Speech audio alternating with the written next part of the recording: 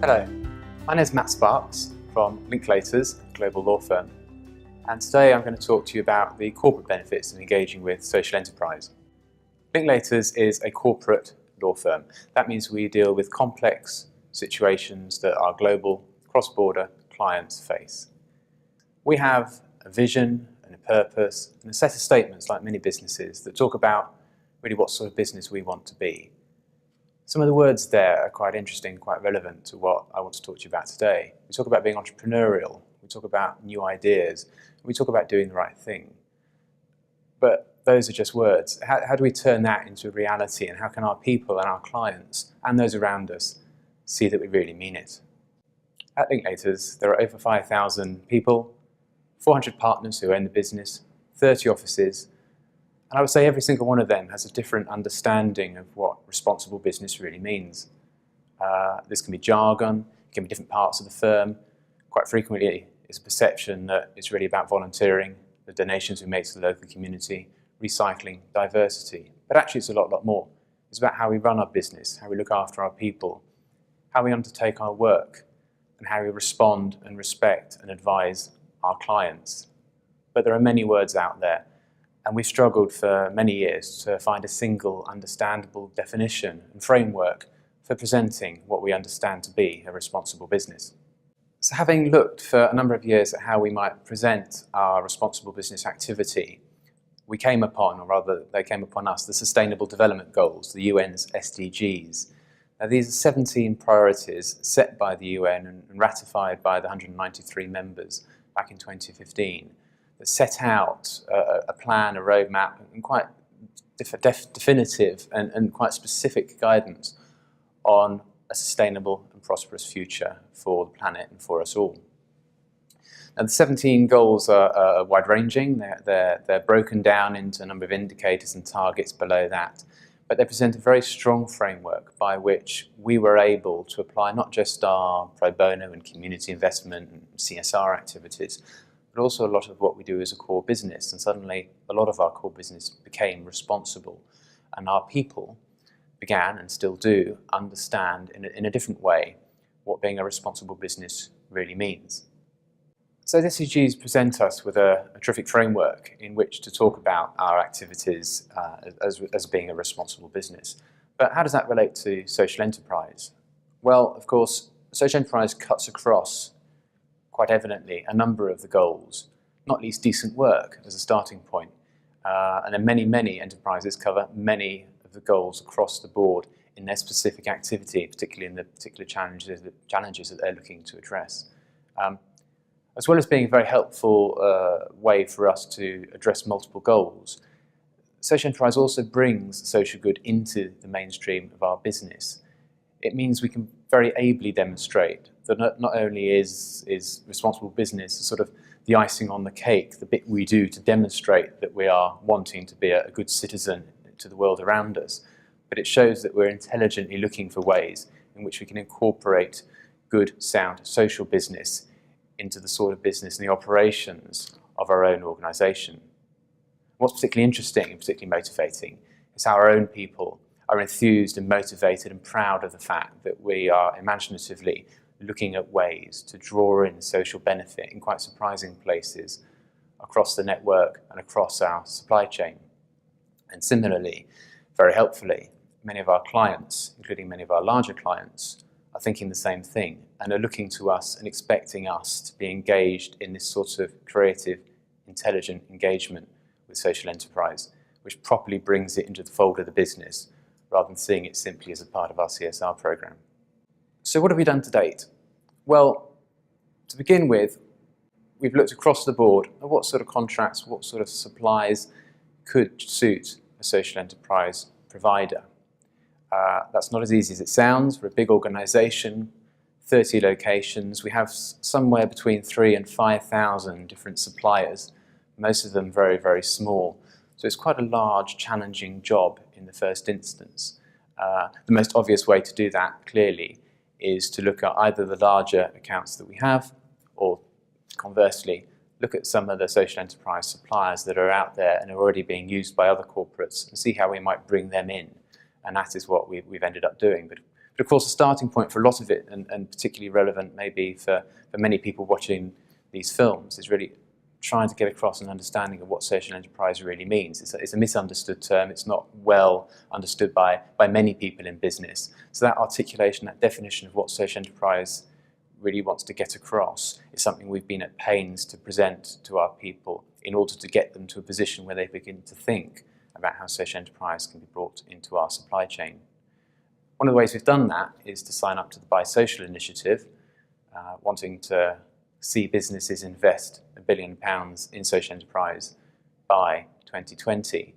And that's been a good motivator, a good driving force and a good focus for our people, especially our procurement people, in terms of looking at how we might make our contribution, a substantial contribution towards that 1 billion target.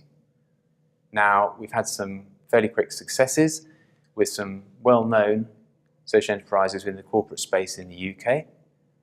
From Babies with Love is an obvious example. That's a fantastic way in which we can support new parents in our organisation with a contribution, a gift from the firm that supports new parents elsewhere in the world who face quite different challenges. And also Auticon, who we've used to bring neurologically diverse people into our organisation in roles that really they're superbly suited for, and which they perform far better than many of our regular workforce. So what sort of challenges do we face in bringing social enterprises into the supply chain? Well, I've mentioned already the challenges of the definition. You could stop 20 people in the street and 20 people would have 20 different ideas. It's important to get some sort of shared understanding, whether you're a company who's looking to bring social enterprises in, so you're communicating to your people, or whether you're a social enterprise needing to articulate who you are and what you're about to customers. The other significant obstacle, which we face time and again, unfortunately in some respects I suppose, is this idea that the service won't be as good as if you pay a regular business. That's one which we can only disprove by demonstration, by evidence, by bringing in other businesses and other procurement people to testify that these social enterprises work. And there are problems, but they can be overcome, and we make the argument that problems exist in all supply chains, no matter what the supplier. The perception is important. If the social enterprise is seen as a supplier like any other, those problems can be overcome, they can be addressed, they're not insurmountable. The problem tends to arise when social enterprises from the off are seen as slightly different. So one of our major successes and the major advice I would give to other businesses is to see a social enterprise as any other part of your supply chain. Expect the same of them, the same professionalism, the same response, but also cut them the same slack and offer them the same support that you would any other supplier when that supplier is faced with challenges that may or may not be within their control. So what sort of success has this been for Linklaters? Well, first and foremost, our people love it. A bit like when we take apprentices into the building and people congregating around them and want to look after them and want them to succeed. We found our people love the idea that we're engaging social enterprises, that we're procuring, we're purchasing things through the firm that benefit not only the people within the organisation, but those outside too. And I think it's quite a strong illustration, as we saw at the beginnings, talking about new ideas and entrepreneurship ourselves, that we're thinking more creatively about what being a responsible business really means. And that very much complements this link we have to the Sustainable Development Goals, where we're constantly looking for ways in which we can use them to drive forward our own performance and our own influence over responsibility, not just in our own business, but more broadly. And what's been particularly interesting about engaging on the social enterprise side through Buy Social is that it's really focused on a range of other things we can do through our supply chain to improve the lot of many of the people around us and further afield, whether that's looking for a more diverse supply chain in terms of who owns and runs businesses, often social enterprises, but not always. Issues like modern slavery, not just in the UK, but around the world, and a range of factors that actually we're now beginning to understand we have some influence over in how we decide to go about buying what the firm requires.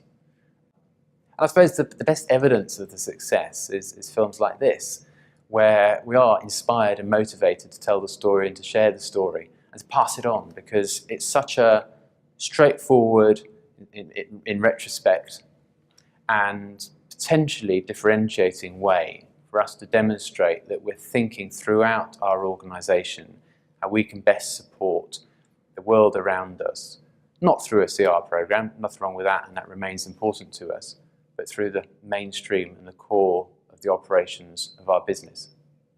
So to close, I'd implore any business watching this to explore engaging with social enterprises through their supply chain, whether you relate to the sustainable goals or you don't, and if you don't, again, I'd also suggest you take a look at them. But however your perspective on being a responsible business fits and works itself out, looking at the opportunities to engage with social enterprises brings a whole range of benefits to your organisation, and particularly motivations and inspiration and enthusiasm and pride amongst your people. And for social enterprises, you should feel confident in approaching businesses. They are ready, willing and able, and absolutely and increasingly see the relevance, the value, and in some respects, thanks to the SDGs and similar initiatives, the need to engage with social enterprise. So the time is now. Be bold, be ambitious, knock on doors, see where it takes you, because I think you'll find the appetite is there and the welcome is waiting. Thank you for joining me, and good luck in exploring and benefiting from engagement between social enterprise and business.